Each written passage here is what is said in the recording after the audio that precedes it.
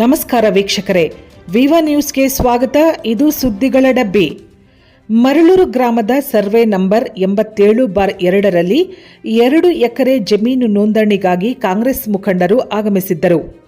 ಮರಳೂರು ಗ್ರಾಮದ ಸತೀಶ್ ಹಾಗೂ ಮಹಾನಗರ ಪಾಲಿಕೆ ನಡುವೆ ಈ ಜಮೀನಿನ ವಿವಾದವಿದ್ದು ಹೈಕೋರ್ಟ್ ಹಾಗೂ ಜಿಲ್ಲಾ ನ್ಯಾಯಾಲಯದಲ್ಲಿ ಕೇಸ್ ನಡೆಯುತ್ತಿದೆ.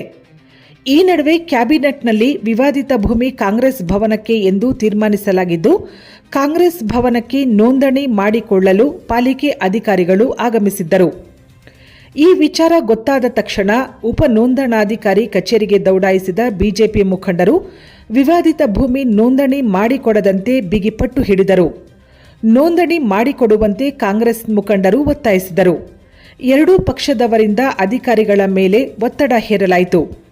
ಪಾಲಿಕೆ ಅಧಿಕಾರಿಗೆ ಬಿಜೆಪಿ ಮುಖಂಡರು ಮುತ್ತಿಗೆ ಹಾಕಲು ಪ್ರಯತ್ನಿಸಿದಾಗ ಕಂದಾಯ ಅಧಿಕಾರಿ ಕಾರು ಬಿಟ್ಟು ನಡೆದುಕೊಂಡು ಹೋದರು.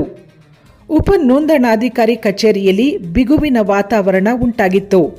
ನಂತರ ಸಬ್ ರಿಜಿಸ್ಟ್ರಾರ್ ಕಚೇರಿಗೆ ಬಿಗಿ ಪೊಲೀಸ್ ಬಂದೋಬಸ್ತ್ ಒದಗಿಸಲಾಯಿತು.